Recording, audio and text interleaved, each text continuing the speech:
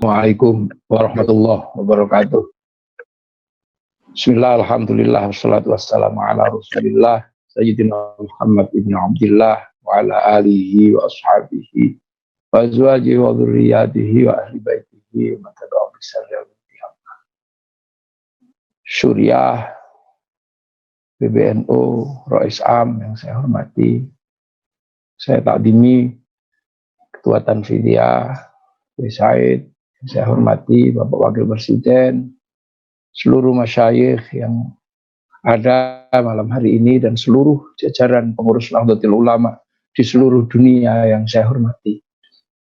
Alhamdulillah kita dipertemukan malam hari ini dengan sebuah cara yang sama sekali baru, sama sekali ini bukan sesuatu yang lazim bagi seorang seperti saya dan beberapa kiai.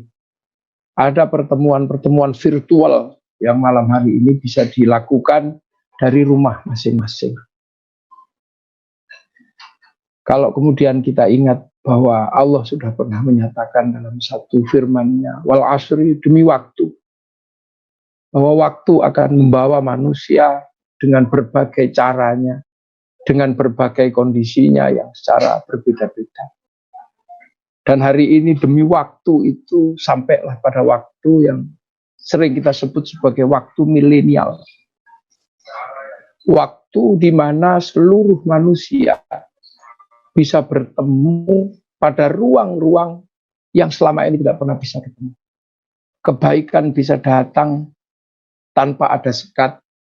Kemaksiatan juga bisa datang tanpa ada sekat. Bahkan di dalam kamar orang bisa maksiat. Di dalam kamar orang bisa beribadah.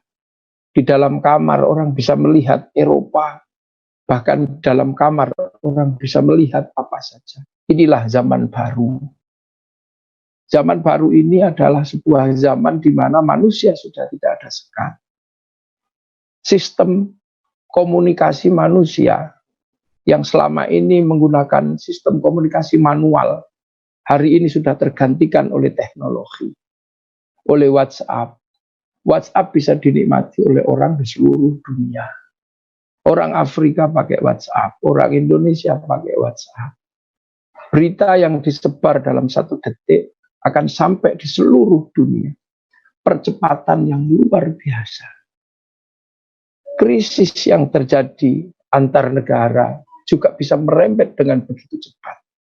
Budaya yang terjadi di sebuah negara bisa dikembangkan dengan cepat dan dia bisa menjadi bagian dari seluruh budaya dunia.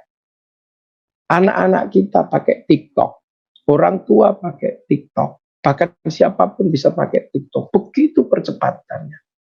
Bapak Sekjen yang mengendalikan sistem komunikasi di PBNU bisa men-share berita dalam waktu 1 menit menyeberang ke beberapa negara. Nah, musik juga sama. Nah, kalau budaya yang begitu cepat, kehidupan yang begitu cepat, berita bisa dinikmati oleh siapapun. Nah, hari ini kita merasakan kondisi di mana ada satu penyakit yang kemudian menjadi wabah seluruh dunia. Penyakit yang menjadi wabah di seluruh dunia tidak jauh beda dengan budaya yang mewabah di seluruh dunia. Jadi percepatan manusia inilah yang membuat penyakit pun menyebarnya begitu cepat.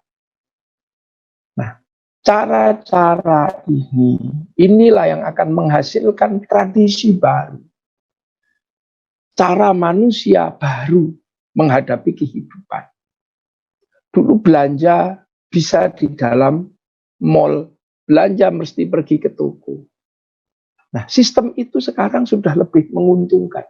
Begitu terjadi wabah, sistem datangnya makanan dari luar masuk ke dalam rumah juga bisa dinikmati oleh orang di hari ini.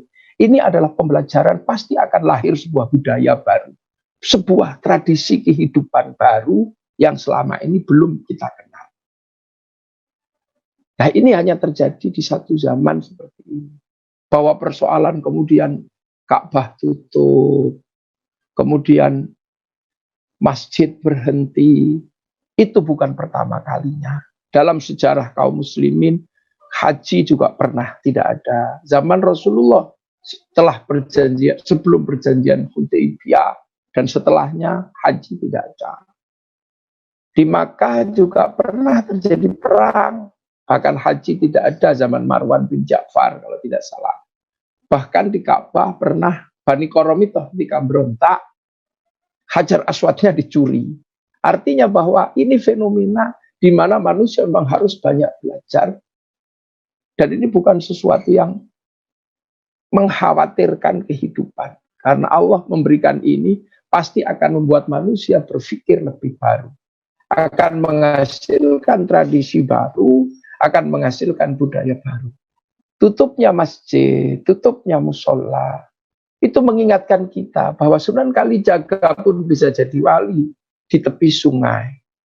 Syekh Abdul Qadir Al-Jilani bisa menjadi wali di tengah padang pasir. Sunan Geseng bisa menjadi wali di tengah hutan yang terbakar. Nah, ketika simbol-simbol itu mulai diatur oleh Allah dalam sebuah rencana baru yang kita belum ngerti, maka hari ini adalah innal insana lafi khusrin illal ladzina amanu wa amilus sholihat. Pasti akan ada yang baru. Wa tawassaw bil haq wa tawassaw bis sabr. Nah, percepatan-percepatan ini kita minta kepada Allah agar kita sanggup menerima kenyataan ini, agar kita kuat menerima problem-problem baru yang akan muncul dalam kehidupan kita hari ini.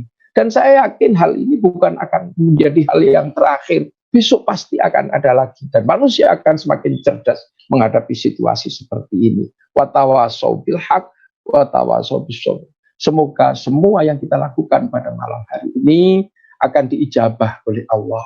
Dan kita semua akan mendapatkan pola kehidupan baru yang lebih bermartabat dan lebih manusiawi. Demikian yang bisa saya sampaikan. Salam saya kepada seluruh masyarakat dunia. Kalau virus bisa menjelajah di seluruh dunia, malam hari ini kita juga bisa konferensi menjelajah ke seluruh dunia. Maka ini adalah wal asri, demi sebuah waktu dan waktu milik Allah. Kita manusia hanya bisa tawassaw bil haq wa tawassaw bis sabr. Wallahul muwaffiq ila aqwamit thoriq. Wassalamualaikum warahmatullahi wabarakatuh. Waalaikumsalam.